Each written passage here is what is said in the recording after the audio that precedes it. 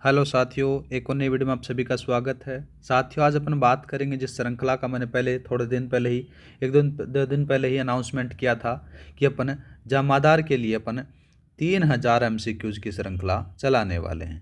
और उसी श्रृंखला के अंदर से साथियों अपन ने सबसे पहले जो स्टार्ट किया है वो राजस्थान की ज्योग्राफी को स्टार्ट किया है।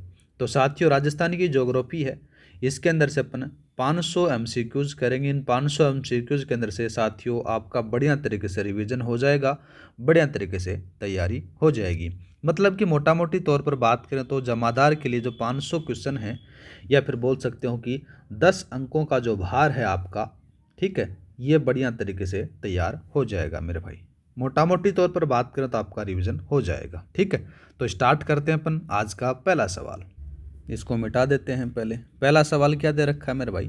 पहला सवाल दे रखा है कि सर्वप्रथम किस व्यक्ति ने 1800 में इस भौगोलिक क्षेत्र के लिए राजपूताना शब्द का प्रयोग किया? तो किसने किया मेरे भाई? याद रखना, जॉर्ज थॉमस वह व्यक्ति थे जिन्होंने 1800 के अंदर से इस भौगोलिक क्षेत्र को सबसे पहले राजपूताना शब्द का प्रयोग किया। जॉर्ज थॉमस, ऑप्शन नंबर आपका बी सही रहेगा। ठीक है, दूसरा बात करें मेरे भाई, नाम आता है colonel James Tod. Colonel James Tod ने अपनी पुस्तक के अंदर से, पुस्तक का नाम था analysis and antiquity of Rajasthan, जिसको 1829 में इस क्षेत्र को रायथान या फिर राजस्थान नाम दिया था। साथियों, क्या नाम दिया था मेरे भाई? तो ये भी याद रखना, रायथान। ठीक है, रायथान बोल सकते हो या फिर बोल सकते हो राजस्थान बोल सकते हो लाला। ठीक है, दूसरा बात करें मेरे भाई, दूसरा दे रखा है यहाँ पर से महर्षि वाल्मीकि के द्वारा। महर्षि वाल्मीकि, इन्होंने रामायण काल में इस क्षेत्र को साथियों क्या नाम दिया? वो भी याद रखना, मरु कांतार। ठीक है, ठीक। दूसरा बात करें मेरे भाई, यहाँ पर से नाम आता है मुणोत नैणसी। तो मुणोत नैणसी साथियों, इनकी एक पुस्तक आती है मुणोत नैणसी ख्यात। इसमें राजस्थान शब्द का उल्लेख आपको देखने को मिल जाता है। ठीक है, लेकिन इसे नामकरण नहीं हुआ था, ये थोड़ा सा याद रख लेना। इस पुस्तक का नाम भी जरूर याद रखना है मेरे भाई। नाम आता है उसका मुणोत नैणसी ख्यात। ठीक है, नैणसी ख्यात, इसमें भी राजस्थान नाम आपको देखने को मिलेगा। नेक्स्ट बात करते हैं मेरे भाई, नेक्स्ट कौन सा दे रखा है? सवाल है, राजस्थान की भौगोलिक अवस्थिति के संदर्भ में निम्नलिखित कथनों पर विचार करना है। यह सवाल मैंने साथियों टेलीग्राम पर भी डाला था, आज इसका अपन सॉल्यूशन करते हैं अभी। ठीक है, क्या क्या देखा, देखो 3 कथन दे रखे हैं, उन कथनों के बारे में अपन बात करते हैं। सवाल दे रखा है, राजस्थान का अक्षांश विस्तार 7 डिग्री 09 है और यह उत्तर पश्चिम से दक्षिण पूर्व में स्थित है। बात यहाँ पर से गलत आती है मेरे भाई। ठीक है, यहाँ तक तो बात सही है साथियों। देखो, राजस्थान का जो अक्षांश विस्तार अपन बात करें तो 23 डिग्री 03 मिनट से लेकर 30 डिग्री 12 मिनट तक आपको देखने को मिल जाता है।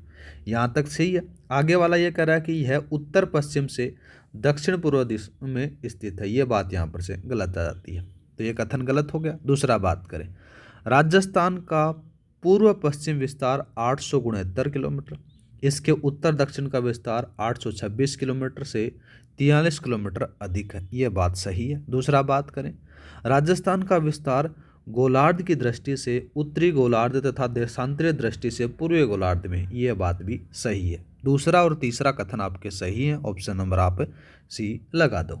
नेक्स्ट बात करते हैं मेरे भाई, दूसरा कौन सा दे रखा है? राजस्थान का पश्चिमी बिंदु कटरा गांव जैसलमेर और पूर्वी बिंदु सिलावट गांव धौलपुर के बीच समय का अंतर लगभग कितना है? तो कितना है मेरे भाई? 35 मिनट 8 सेकंड आपको देखने को मिल जाता है। ठीक है, नेक्स्ट बात करें मेरे भाई, दूसरा सवाल दे रखा है, राजस्थान की अंतर्राष्ट्रीय सीमा बोले तो रेड क्लिफ रेखा की कुल लंबाई कितनी है और यह राज्य की कुल स्थलीय सीमा का लगभग कितना प्रतिशत है? तो देखो साथियों, इसके अंदर से बात की जाए तो जो रेड क्लिफ रेखा की लाइन की है लंबाई है वो 1070 किलोमीटर है और 18% है। कितना है? 18% आपको देखने को मिल जाता है। वहीं बात करें 5920 कितनी है मेरे भाई?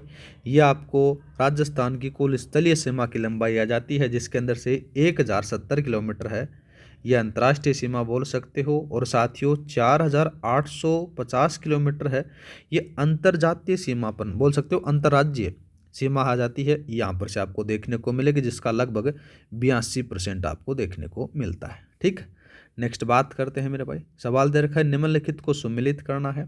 एक तरफ आपको जिले या फिर क्षेत्र दे रखे हैं, दूसरी तरफ उनकी आकृति और विशेषता दी गई है। ठीक है, सबसे पहले बात करें चित्तौड़गढ़, तो चित्तौड़गढ़ की आकृति घोड़े के नाल के समान है, घोड़े के नाल के समान है। ये लो भाई।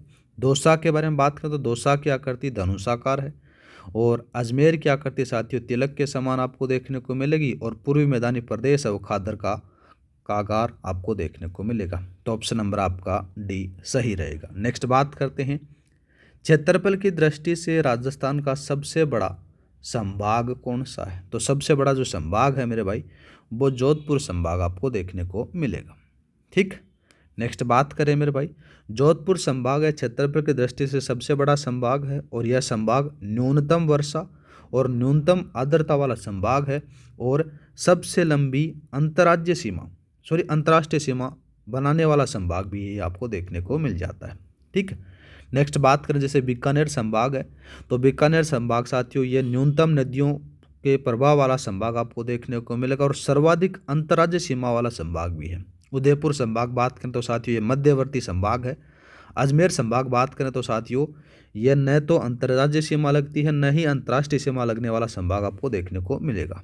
ठीक है, नेक्स्ट सवाल देखते हैं अपन 7 का सवाल दे रखा है कि राजस्थान के भौतिक प्रदेशों के संदर्भ में क्षेत्रफल और जनसंख्या के प्रतिशत के आधार पर निम्नलिखित में से कौन सा युग्म सही सुमेलित नहीं है? सवाल ध्यान से पढ़ना मेरे भाई, आराम से हो जाएगा। तो सबसे पहले बात करें मेरे भाई, यहाँ पर से सवाल दे रखा है कि पश्चिमी मरुस्थलीय प्रदेश है वो 61.11% और क्षेत्रफल आ जाता है, जिसमें जनसंख्या 40% निवास करती है। बात सही है। ठीक है, दूसरा बात करें मेरे भाई, अरावली पर्वतीय प्रदेश है वो 9% क्षेत्रफल है, और जनसंख्या इसमें 10% निवास करती है। ये भी ठीक है। पूर्वी मैदानी प्रदेश साथियों 23% है, जिसमें क्षेत्रफल है इसका, जिसमें जनसंख्या है वो 39% निवास करती है। दूसरा बात करें मेरे भाई, यहाँ पर से दे रखा कि दक्षिणी पूर्वी पठारी प्रदेश जिसका 6.89% तो क्षेत्रफल है, जनसंख्या साथियों इसमें 12% बता रखी है। 12% न होकर कितनी है लाला? 11% है। यहाँ पर से गलत आ जाता है, ऑप्शन नंबर डी सही रहेगा। नेक्स्ट बात करते हैं मेरे भाई, सवाल दे रखा है राजस्थान में खेजड़ी के वृक्षों को संरक्षित करने के लिए खेजड़ली गांव जोधपुर में 1730 में अमरता देवी बिश्नोई के नेतृत्व में हुए बलिदान को याद करते हुए कुल कितने व्यक्ति शहीद हुए थे? तो कितने हुए थे मेरे भाई? याद रखना 363 लोग शहीद हो गए थे। ठीक, नेक्स्ट बात करते हैं मेरे भाई, जिसको 31 अक्टूबर 1983 को बलिदान दिवस के रूप में याद किया जाता है, मतलब कि 31 अक्टूबर की रात के अंदर से आपको देखने को मिलेगा। नेक्स्ट बात करते हैं 9 का सवाल दे रखा है हमारे भाई, निम्नलिखित में से कौन सी अरावली की चोटियों को उनकी ऊंचाई मीटर के अनुसार अवरोही क्रम में व्यवस्थित करना है, मतलब कि सबसे ऊंची से निम्न तक बताना है। तो सबसे पहले बात करें मेरे भाई, यहाँ पर से कौन सी दे रखी है? गुरु शिखर दे रखी है, और गुरु शिखर की जो ऊंचाई है वो 1722 मीटर है लाला। ठीक है, दूसरा बात करें, दूसरा कौन से दे रखी है? शेर दे रखी है, शेर सिरोही में है मेरे भाई। इसकी जो ऊंचाई है वो कितनी है? वो 1597 मीटर है। ठीक है लाला। और शेर के बाद में साथियों दिलवाड़ा है, ये भी सिरोही में, जिसकी ऊंचाई 1422 मीटर है। ठीक है, और एक दे रखी है साथियों जरगा कहाँ पर है लाला भाई? ये है उदयपुर में। ठीक है, और जिसकी ऊंचाई है 1400, अपन बोल सकते हैं ये 1442 है, ये 1442 है मेरे भाई, और ये 1431 है। ठीक, तो इन तीनों चारों का नाम लिख सकते हो यहाँ पर से। सबसे ऊंची कौन सी आई? गुरु शिखर आ गई क्या? ये गुरु शिखर आ गई मेरे भाई। ठीक है, ये गुरु शिखर आ गई। गुरु शिखर के बाद में साथियों कौन सी आई? ये शेर आ गई। शेर के बाद में कौन सी आई? दिलवाड़ा आ गई। ठीक है, और दिलवाड़ा के बाद में साथियों ये जरगा आ गई। तो ऑप्शन नंबर आपका बी सही रहेगा। उम्मीद करता हूँ कि समझ में आ चुका होगा। नेक्स्ट बात करते हैं, प्रशासनिक दृष्टि से आरक्षित वन राजस्थान के कुल वन क्षेत्र का कितना प्रतिशत है, और यह सर्वाधिक किस जिले में पाए जाते हैं? तो किस में पाए जाते हैं मेरे भाई? याद रखना ये उदयपुर में पाए जाते हैं, जिसका 37.05% आपको देखने को मिल जाता है। ऑप्शन नंबर आपका बी सही रहेगा। अब और बात करें जैसे 56.55% 12 में साथियों, यहाँ पर से साथियों क्या है? रक्षित वन है। कौन से हैं मेरे भाई? रक्षित वन आपको देखने को मिलेंगे। रक्षित वन का प्रतिशत है जो 12 में सर्वाधिक पाए जाते हैं, और आरक्षित वन का आपने बता दिया मेरे भाई। और तीसरा बात करते हैं, 6.40% बीकानेर में है मेरे भाई। ये किसका है? ये अवर्गीकृत का है। किसका है मेरे भाई? अवर्गीकृत का आपको देखने को मिलेगा। अवर्गीकृत वन का परसेंटेज आपको देखने को मिलेगा जो बीकानेर, गंगानगर और जैसलमेर में पाए जाते हैं। दूसरा बात करें मेरे भाई, 37.04% है प्रतापगढ़ में। और साथियों, ये ISFR 2021 की रिपोर्ट के अनुसार सर्वाधिक वन प्रतिशत वाला जिला था। ठीक है, ये थोड़ा सा याद रख लेना। नेक्स्ट बात करते हैं 11 का सवाल। राजस्थान का पश्चिमी बिंदु कटरा, जिसमें से दे रखा है 69 डिग्री 31 मिनट पूर्वी देशांतर स्थित है, जबकि पूर्वी बिंदु सिलावट गांव किस देशांतर पर स्थित है? तो किस देशांतर पर स्थित है मेरे भाई? ये याद रखना, ये आपको देखने को मिलेगा 78 डिग्री 17 मिनट पूर्वी देशांतर। ऑप्शन नंबर आपका ए सही रहेगा। नेक्स्ट बात करते हैं मेरे भाई, सवाल दे रखा है, राजस्थान का क्षेत्रफल लगभग 3,42,239 वर्ग किलोमीटर है। यह क्षेत्रफल भारत के कुल क्षेत्रफल का लगभग कितना प्रतिशत है? तो याद रखना 10.41% है। ठीक है, नेक्स्ट बात करते हैं, सवाल दे रखा है, राजस्थान के क्षेत्रफल की तुलना विश्व के विभिन्न क्षेत्रों देशों से की जाती है। इस संदर्भ में निम्नलिखित कथनों पर आपको विचार करना है। पहला बात करते हैं, तो राजस्थान का क्षेत्रफल जर्मनी, नॉर्वे, पोलैंड जैसे देशों से अधिक है। ठीक बात है। राजस्थान का क्षेत्रफल श्रीलंका से 5 गुना, इजराइल से 17 गुना अधिक है। ये बात भी सही है। राजस्थान का क्षेत्रफल जापान, चोकोस्लाविया, ब्रिटेन के क्षेत्रफल से 2 गुना है। ये बात भी सही है। तीनों कथन सही लगा तो ऑप्शन नंबर डी सही रहेगा। नेक्स्ट बात करते हैं, राजस्थान का कौन सा जिला घोड़े के नाल के समान आकृति रखता है? तो घोड़े के समान कौन सा रखता है मेरे भाई? चित्तौड़गढ़ रखता है। ठीक है। दूसरा बात करें, अजमेर इसकी आकृति तिलक जैसी है। दौसा इसकी बात करें तो धनुषाकार है। जैसलमेर इसकी आकृति साथियों सप्त बाहुभुज के अंदर से आपको देखने को मिल जाती है। नेक्स्ट बात करते हैं, राजस्थान के संभागों डिवीजनों को प्रशासनिक व्यवस्था के संदर्भ में निम्नलिखित कथनों पर आपको विचार करना है और सही कथन आपको बताना है मेरे भाई। तो पहला बात करते हैं, नवंबर 1956 में जब राजस्थान का 26वां जिला अजमेर बना तब इसे 6वां संभाग बनाया गया। बात सही है मेरे भाई। दूसरा बात करें, राम लुभाया कमेटी की सिफारिशों पर वर्तमान में नहीं है मेरे भाई, अब वर्तमान में कितने हैं? 41 जिले हैं और साथियों 7 संभाग ही हैं। ठीक है, ये 2023 तक का नोटिफिकेशन था तो इसको अपन गलत मान सकते हैं। ठीक है, क्योंकि पुराना डेटा है तो अपन नया बता देते हैं इसके बारे में। दूसरा बात करें, बीकानेर संभाग न्यूनतम नदियों के प्रवाह वाला संभाग है, जबकि सबसे लंबी अंतर्राष्ट्रीय सीमा बनाता है। यहाँ तक तो बात सही है, लेकिन सबसे लंबी अंतर्राष्ट्रीय सीमा बीकानेर थोड़ी बनाता, जोधपुर बनाता है मेरे भाई। कौन बनाता है? जोधपुर बनाता है। तो ये भी गलत कर दो गलत हो गए। दूसरा बात करें, भरतपुर संभाग अंतर्राज्यीय सीमा जिसमें से उत्तर प्रदेश, मध्य प्रदेश और हरियाणा के साथ में सीमा साझा करने वाला एकमात्र संभाग है। तो ये पहला और चौथा सही रहेंगे। पहला और चौथा कहीं है क्या? तो इसको काट दो मेरे भाई। ये पहला चौथा ऑप्शन नंबर आपका ए सही रहेगा। नेक्स्ट बात करते हैं, राजस्थान की कुल स्थलीय सीमा की लंबाई 5,920 किलोमीटर है। अंतर्राज्यीय सीमा की लंबाई आपसे पूछी गई है। अंतर्राज्यीय सीमा के बारे में बात की जाए तो कितनी बतानी है मेरे भाई? यहाँ से याद रखना 4,850 किलोमीटर बतानी है।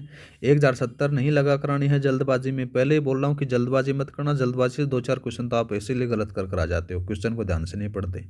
नेक्स्ट बात करते हैं, पाकिस्तान की अंतर्राष्ट्रीय सीमा रेड क्लिफ रेखा से राजस्थान के 6 जिले सीमा लगाते हैं। निम्नलिखित में से कौन सा नवगठित जिला अंतर्राष्ट्रीय सीमा पर स्थित नहीं है, लेकिन अंतर्राष्ट्रीय सीमा से सर्वाधिक नज़दीक जिला मुख्यालय है?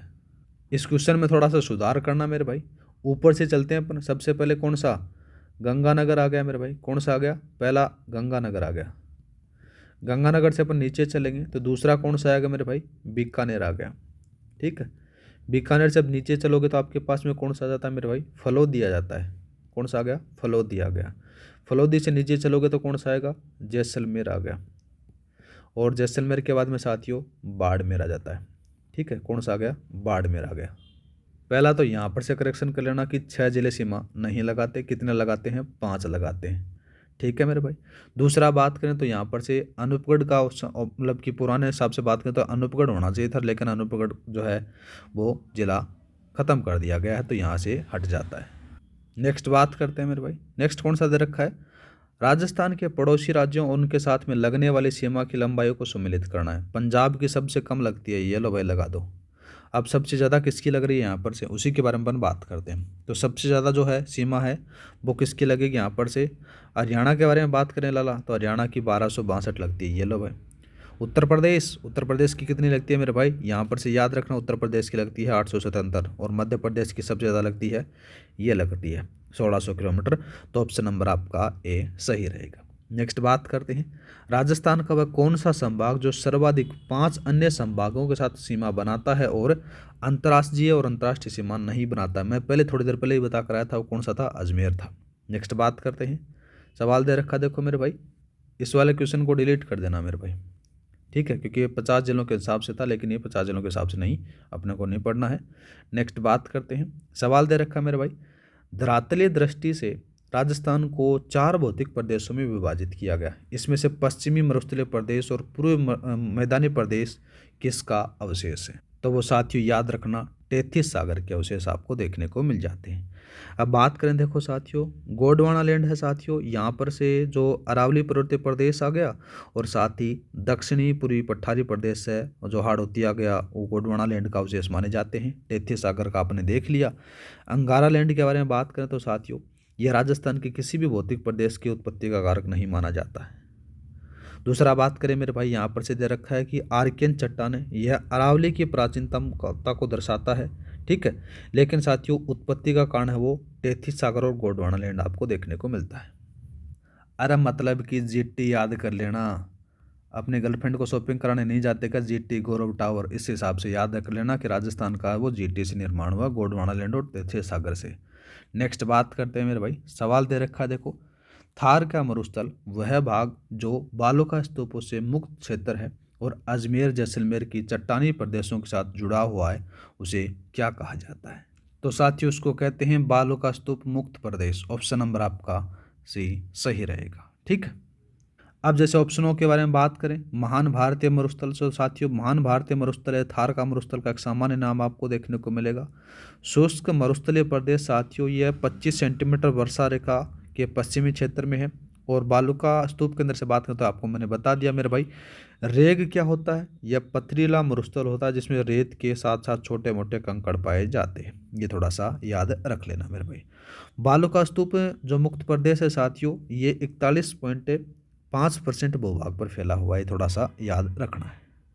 नेक्स्ट बात करते हैं मेरे भाई, सवाल दे रखा कि पश्चिमी मरुस्थलीय प्रदेश के संदर्भ में निम्नलिखित कथनों पर आपको विचार करना है, ठीक है। तो किस प्रकार से कौन कौन से सही हैं उनके बारे में बताना है। सबसे पहले बात करें, यह विश्व का एकमात्र मरुस्थल है जो दक्षिणी पश्चिमी मानसून हवाओं से निर्मित है, ये बात सही है मेरे भाई। दूसरा बात करें, यहाँ पाए जाने वाली वनस्पति मरुद्भिद जीरोफाइट कहा जाता है, ये बात भी सही है। इस प्रदेश में न्यूनतम वनस्पति, न्यूनतम जनसंख्या और न्यूनतम पशु घनत्व पाया जाता है। साथियों ये बात यहाँ पर से गलत आती है। गलत आती है, गलत क्यों आती है मेरे भाई, कि न्यूनतम जनसंख्या घनत्व नहीं पाया जाता है, 103 जनसंख्या घनत्व पाया जाता है, तो थोड़ा सा याद रखना। अगर बात करें अन्य मरुस्थलों से तो आपको अधिक ही देखने को मिल जाता है, ठीक है। तो पहला और दूसरा ऑप्शन सही है, तो ऑप्शन नंबर ए लगा दिया जाएगा। नेक्स्ट बात करते हैं, पश्चिमी राजस्थान में अनुदैर्ध्य बालुका स्तूपों के मध्य की भूमि को स्थानीय भाषा में क्या कहा जाता है, जहाँ वर्षा जल एकत्रित होता है। तो साथियों उनको क्या कहते हैं, याद रखना, उनको कहा जाता है नाली या टांग। क्या कहते हैं साथियों, नाली या टांग कहा जाता है। अब बात करें जैसे रण और टाट किसे कहते हैं, तो साथियों को बालुका स्तूप रहित क्षेत्र में पाए जाने वाले खारे पानी की झीलों को रण या टाट कहा जाता है। पलाया या फिर बाजरी साथियों किसको कहते हैं, साथियों पलाया झीलें होती हैं जो बाजरी के रेत के कण के जो कारण होते हैं उसके अंदर से आपको बननी होती हैं। और दूसरा बात करें मेरे भाई खादर बांगर, तो साथियों खादर आपको पता ही है कि किसको कहते हैं, खादर नवीन जलोढ़ मिट्टी को कहते हैं। बांगर बात करें तो साथियों पुरानी जलोढ़ मिट्टी को आपको देखने को मिलते हैं, जो पूर्वी मैदानों से संबंधित आपको देखने को मिलते हैं। नेक्स्ट बात करते हैं, रेगिस्तान में स्थानांतरित होने वाले परवलयाकार बालुका स्तूपों को स्थानीय भाषा में क्या कहा जाता है, तो साथियों उनको क्या कहते हैं, दरियन कहा जाता है। दूसरा बात करें सीफ क्या होता है मेरे भाई, यह अनुदैर्ध्य बालुका स्तूप का एक प्रकार है। ठीक है। और दरियन का मैंने बता दिया साथियों, तो दरियन है यह जैसलमेर के क्षेत्र में बालू का स्तूपों को स्थानीय नाम से होते हैं, उनको कहा जाता है। ठीक है। और बरखान बात करें तो साथियों ये अर्धचंद्राकार बालू का स्तूप होते हैं जो सर्वाधिक गतिशील और विनाशकारी होते हैं। पैराबोलिक साथियों ये एक प्रकार का बाल स्तूप होता है जिसकी आकृति हेयर पिन जैसी आपको देखने को मिल जाती है। नेक्स्ट बात करते हैं, जैसलमेर में तेलयुक्त क्षेत्र जहाँ पेट्रोलियम के भंडार पाए जाते हैं उसे स्थानीय भाषा में क्या कहा जाता है? तो उसको स्थानीय भाषा में क्या कहते हैं मेरे भाई? लाठी सीरीज कहते हैं। क्या कहते हैं? लाठी सीरीज कहते हैं। जैसलमेर से लेकर पोखरण से मोहनगढ़ तक 60 किलोमीटर लंबी भू जल पर पट्टी पाई जाती है जिसको साथियों क्या कहते हैं? उसको लाठी सीरीज कहते हैं, जिसे भूगर्भिक जलपट्टी के नाम समूह के नाम से भी जाना जाता है। ठीक है। और इसके अंदर से साथियों आपको पेट्रोलियम के भंडार मिलते हैं जैसे भाग्यम, मंगला, सरस्वती ये पाए जाते हैं। रेग बात करें मेरे भाई, ये क्या होता है, पथरीला मरुस्थल होता है उसको कहा जाता है। मरुकांतार बात करें साथियों ये महर्षि वाल्मीकि द्वारा दिया गया राजस्थान का नाम था। और बरखान बात करें मेरे भाई, जो अर्धचंद्राकार बालू का स्तूप होते हैं उनको कहा जाता है। ठीक है। नेक्स्ट बात करते हैं, सवाल दे रखा कि पश्चिमी राजस्थान के अर्ध शुष्क प्रदेश के उप विभागों और उनकी मुख्य विशेषताओं के साथ में सम्मिलित करना है। सबसे पहले बात करें घग्गर का मैदान, तो साथियों इसमें से आपको देखने को मिलेगा नदी या फिर अंतः प्रवाहित होती थी ये अल्लाह। दूसरा बात करें शेखावाटी प्रदेश, तो साथियों शेखावाटी प्रदेश इसके आपको क्या देखने को मिलेगा, जिसमें से अपन बोल सकते हैं कि प्लाया झीलें, जिप्सम युक्त मिट्टी आपको देखने को मिल जाता है। दूसरा बात करें नागौरी उच्च भूमि, नागौरी उच्च भूमि के बारे में अपन बात करें तो साथियों देखो थोड़ा सा इसमें से चेंज कर लेना, नागौरी उच्च भूमि है ये भी साथियों यहाँ पर से आपको देखने को मिलेगी।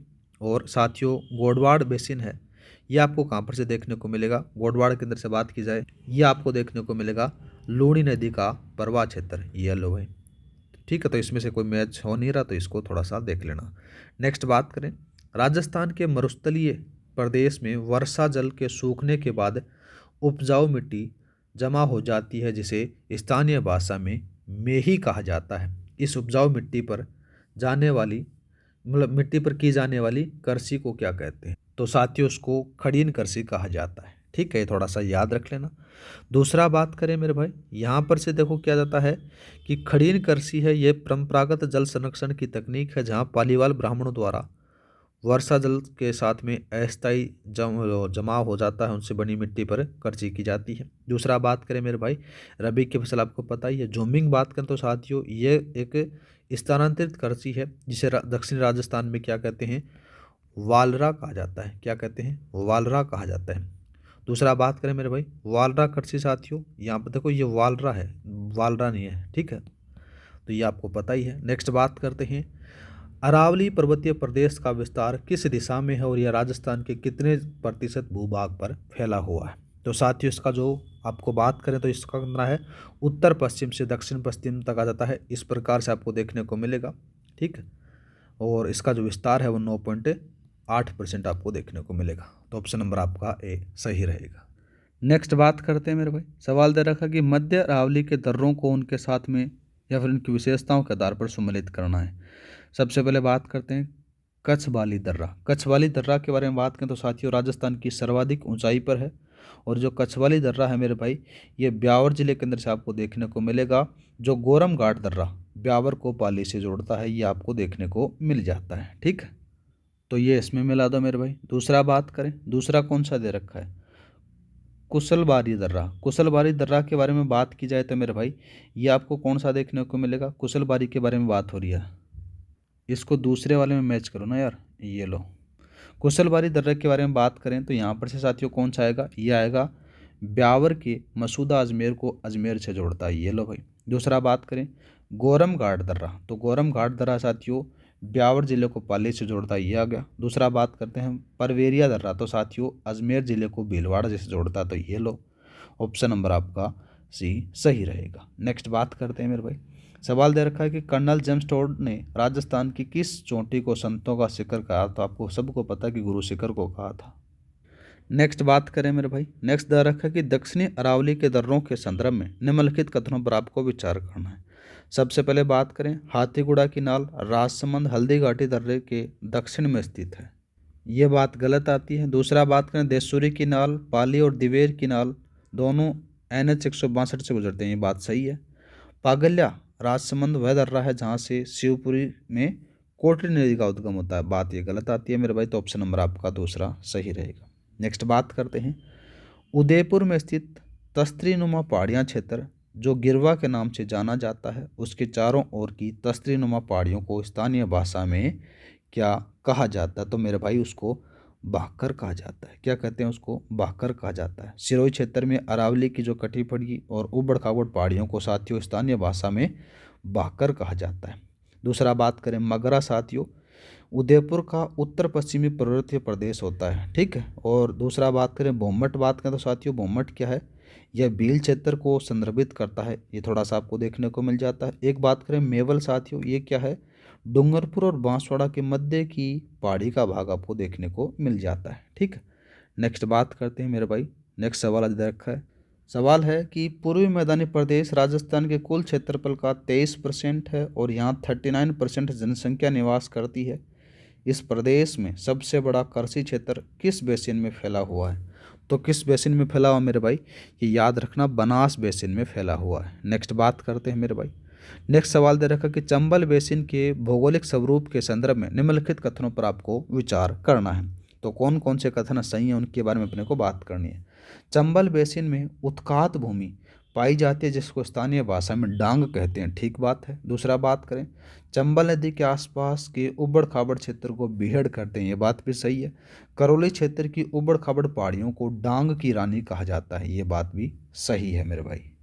तो आपका ऑप्शन नंबर डी सही रहेगा। नेक्स्ट बात करते हैं, दक्षिणी पूर्वी पठारी प्रदेश का वह भाग जिसका निर्माण दक्कन लावा पठार के ऊपरी माल के हिस्से के रूप में हुआ है उसे क्या कहते हैं? तो साथियों उसको क्या कहा जाता है? याद रखना, उसको दक्कन का लावा पठार कहा जाता है, ठीक है। दूसरा बात करें विंध्यन कगार भूमि, यह पठार के पूर्वी में स्थित है जिसमें बालुआ पत्थर और सेल चट्टानें पाई जाती हैं, ठीक है।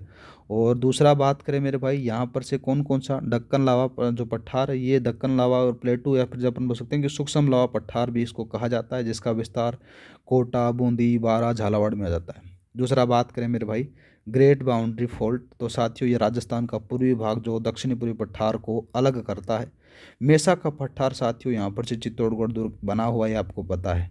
नेक्स्ट बात करते हैं मेरे भाई, सवाल दे रखा है। नेक्स्ट सवाल है कि राजस्थान के कुल वन क्षेत्र का 58.11% भाग पर फैले पतझड़ वन जिसमें से शुष्क पर्णपाती धोकड़ा वन मुख्य रूप से किस क्षेत्र में पाए जाते हैं? तो साथियों ये पूर्वी और मध्य राजस्थान के अंदर से पाए जाते हैं, जिसमें से सवाई माधोपुर, करौली, अलवर, कोटा, बूंदी इसमें पाए जाते हैं। तो ऑप्शन नंबर आपका सी सही रहेगा, ठीक है। नेक्स्ट बात करें मेरे भाई, नेक्स्ट कौन सा दे रखा है? नेक्स्ट सवाल दे रखा है यहाँ पर से राजस्थान में वनों के प्रशासनिक वर्गीकरण के संदर्भ में निम्नलिखित कथनों पर आपको विचार करना है, ठीक है। अच्छा सवाल है मेरे भाई, इसी के बारे में अपन बात करते हैं। आरक्षित वन कुल वन क्षेत्र का 37.05% है जहां लकड़ी काटने और पशु चारण कराने पर पूर्ण प्रतिबंध होता है, ठीक बात है। दूसरा बात करें रक्षित और सुरक्षित वन सर्वाधिक 12 जिले में पाए जाते हैं, यह 56.55% भूभाग पर फैले हुए हैं, ये बात भी सही है। और दूसरा दे रखा है मेरा भाई अवर्गीकृत वन केवल 6.40% है जो सर्वाधिक जैसलमेर, गंगानगर, बीकानेर में पाए जाते हैं, ये बात भी सही है। तीनों के तीनों कथन सही लगा तो ऑप्शन नंबर आपका डी सही रहेगा। साथियों मज़ा आ रहा ना आपको जमादार की रिवीजन श्रृंखला के अंदर से? जमादार का जो आप MCQ श्रृंखला चला रखी है, टोटल साथियों अपने 3000 MCQs करेंगे जो आपकी बढ़िया तरीके से तैयारी करा देंगे। सारे सब्जेक्टों को मिलाकर अपन बात कर रहे हैं मेरे भाई। ज्योग्राफी की श्रृंखला अपने पहले चलाई है जिसके अंदर से अपन 500 MCQs देखेंगे मेरे भाई, जिससे आपकी तैयारी बहुत बढ़िया हो जाए। तो सवाल दे रखा है कि ISFR 2021 रिपोर्ट के अनुसार राजस्थान में कुल वन वृक्षावरण क्षेत्रफल का कुल भौगोलिक क्षेत्रफल का 7.42% है, सर्वाधिक वन प्रतिशत वाला जिला कौन सा है? तो वो साथियों आपको प्रतापगढ़ देखने को मिलेगा 37.04% पर, ऑप्शन नंबर आपका बी सही रहेगा। नेक्स्ट बात करते हैं मेरे भाई, सवाल है कि निम्नलिखित औषधीय वनस्पतियों और उनके जिलों को साथ में सम्मिलित करना है, ठीक है, सब मिला देंगे इनको तब। अब सबसे पहले कौन कौन सा दे रखा है? रोहिड़ा राज्य पुष्प अपने को देखने को मिलेगा पश्चिमी राजस्थान, जिसमें से जैसलमेर और जोधपुर में आपको देखने को मिलेगा। कहाँ पर मिलेगा? पश्चिमी राजस्थान, जैसलमेर में आपको देखने को ये मिल जाएगा। तो किस में मिला दोगे? ये लो भाई। दूसरा बात करते हैं खेजड़ी, खेजड़ी केंद्र से बात करें तो साथियों सर्वाधिक जो राज्य वृक्ष है सर्वाधिक नागौर जिले में आपको देखने को मिलेंगे। कहाँ पर मिलेंगे? नागौर जिले में मिलेंगे। यहाँ पर से ये आ गया नागौर, झुंझुनू, सीकर। झुंझुनू में तो इतनी नहीं है, मैं खास में जानता हूँ इतना, पर नागौर में है ज़्यादा है। दूसरा बात करते हैं गोंद। गोंद के अंदर से साथियों यहाँ पर से कौन सा देखने को मिलेगा?